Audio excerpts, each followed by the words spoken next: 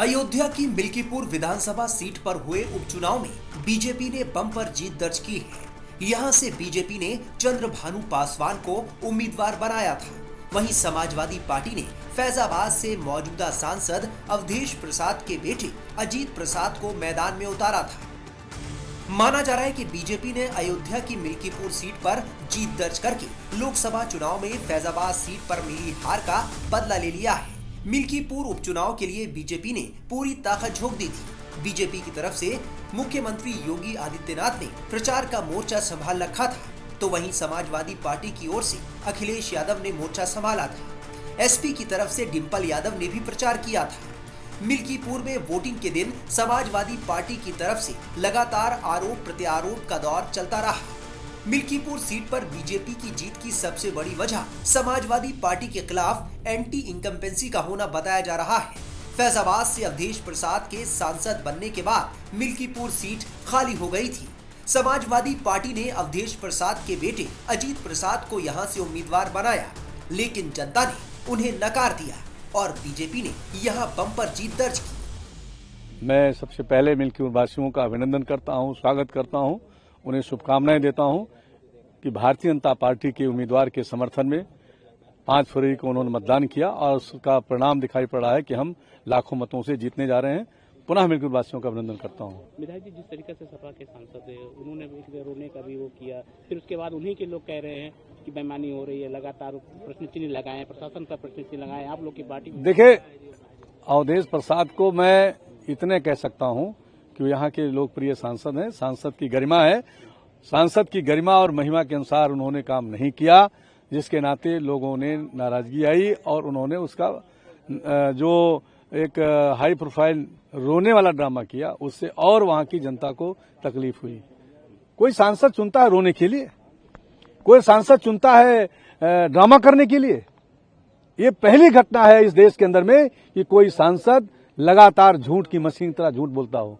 ये पहली घटना है कोई सांसद जहां जिस ऐसी निंदनीय घटना में जाने के बाद मदद करने के बजाय केवल रोने का काम। ये जनता है, सब जानती है और उसका बदला लेती है। यही हुआ है इस उपचुनाव में। ये लोकसभा के नतीजे आए थे, उससे जो है आप तो स्थिति देखा जाए तो परे है, सारी चीजें आपके पक्ष में आ रही। देखिए, लोकसभा के चुनाव के समय समाजवादी पार्टी ने एक तरह से भ्रमित करने का, धोखा देने का जो काम किया था वह प्रमाणित हुआ और अब उसी नाते जनता ने उसका बदला लिया। क्या लगता है 27 के रास्ते खुल गए हैं? जो प्रदेश और देश की सरकार पूरे एजेंडे के साथ काम कर रही है, उस सरकार का विकास का एजेंडा प्रभावी है। 31,000 करोड़ से ज्यादा का यहां पर अयोध्या वासियों का दिया गया सौगात आज मैं पूरी तरह से कह सकता हूं वो फलीभूत हो रहा है और अयोध्या वासी पूरी तरह से भारतीय जनता पार्टी के साथ है, मोदी जी के साथ है, योगी जी के साथ है। क्या लगता है विकास का चक्का फिर आगे बढ़ रहा है? विकास का चक्का दूनी गति से बढ़ेगा और मिल्कीपुर के गांव-गांव, घर-घर में विकास की योजनाएं पहुंचेंगी। बता दें कि पिछले दिनों एक प्रेस कॉन्फ्रेंस के दौरान सांसद अवधेश प्रसाद फपक कर रो पड़े थे, जिस पर बीजेपी ने तंज कसते हुए अवधेश प्रसाद पर पलटवार किया था। हिंदू धर्म को हमने देखा है, उसका हम पालन करते हैं, लेकिन कल जब देखा कि जीसीबी लगा करके हमारी दलित बेटी को दफनाया जा रहा है, मां को देखने का, किसी को गांव को देखने का अधिकार नहीं किया गया, पुलिस अपने सामने करवा रही। जीसीबी हमने या तो देखा था जब गौशालाओं में हमारी गायें पानी बगैर, खाना बगैर, दवाई बगैर, रोहतार बगैर मरती हैं, तो मैंने बैसिंग में जाकर देखा था जो हमारे संसदीय क्षेत्र में है, गायों को दफनाते हुए जीसीबी के द्वारा।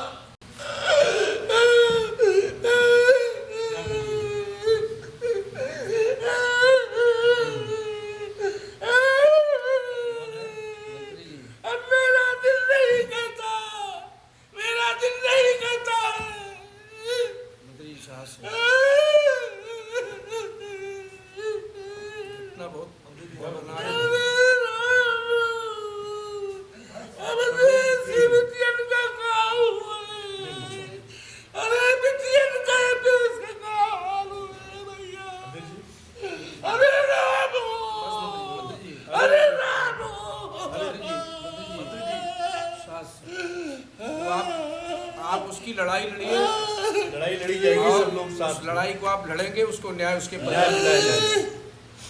हमें जाने दो दिल्ली, लोकसभा में जाने दो। मोदी के सामने हम बात रखेंगे, न्याय न मिला तो हम इस्तीफा दे देंगे, लोकसभा से हम इस्तीफा दे देंगे। हम बचाने में, हम बेटी की इज्जत बचाने में नाकामयाब हो रहे हैं। इतिहास क्या कहेगा?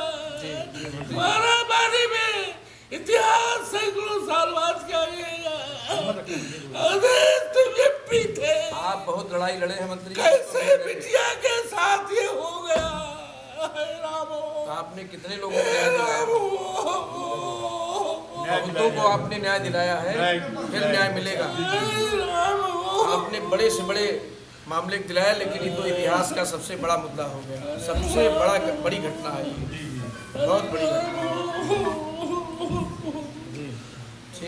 मर्यादा पुरुषोत्तम राम,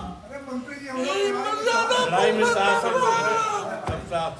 मर्यादा पुरुषोत्तम राम कहाँ हो? सब साथ में हैं, कहाँ हो? सीता मैया कहाँ हो? राम हो सांसद जी, हमें जाने दो दिल्ली, हम इस्तीफा दे देंगे। नहीं, आप लड़ाई लड़ेंगे, न्याय दिलाना है, लड़ाई को आप लड़ेंगे, नहीं देना, न्याय दिलाना है, न्याय दिलाना। आप तो हर लड़ाई को लड़ते हैं, लड़ना है, परिवार को न्याय दिलाना है, दोषियों को फांसी दिलानी है, इस्तीफा नहीं देना है आपको इस्तीफा देने के लिए नहीं, परिवार को न्याय दिलाने के लिए और ऐसे दोषियों को सजा दिलाने के लिए आपको चुना गया है। अयोध्या को सुरक्षित रखने के लिए आपको सांसद बनाया और क्या, जो भी दुर्दांत अपराधी है बख्शे नहीं जाएंगे। आज अफसोस है 3 दिन से बिटिया गायब थी, जानकारी दी गई, कोई बड़ा से बड़ा अफसर नहीं गया, कोई नहीं गया अभी तक। ये हिंदुस्तान क्या दुनिया की सबसे बड़ी दर्दनाक घटना है। हम इस देश की मीडिया से प्रार्थना करेंगे